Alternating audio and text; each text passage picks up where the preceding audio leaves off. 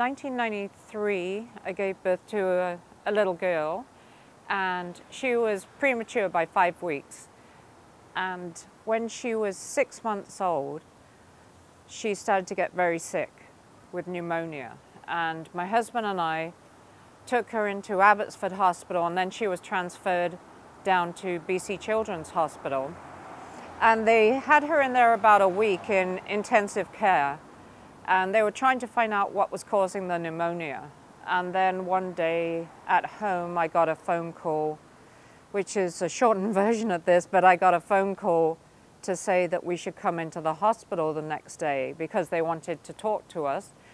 And I said, well, they better tell me right now, because I was scared what they were going to say. And they said, well, we found out your daughter has AIDS.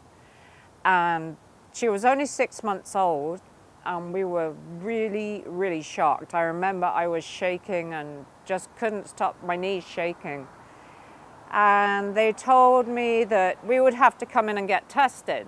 And in those days, you went to get tested, but you didn't know the results for quite a while. So a week later, we were told that my daughter actually had AIDS and that I had HIV, and my husband was not infected. It turned out that in a year that I was single, I picked up HIV in 1989.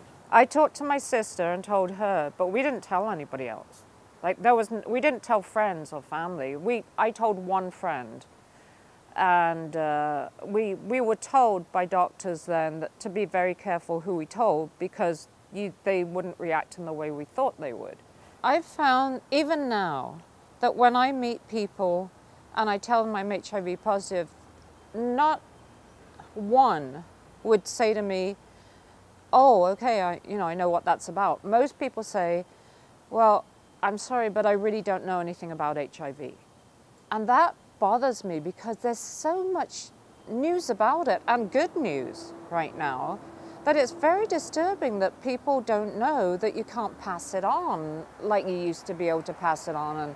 And then you hear such terrible things in the news, people say things about people, and I just can't believe that after all this time there's so little education on it.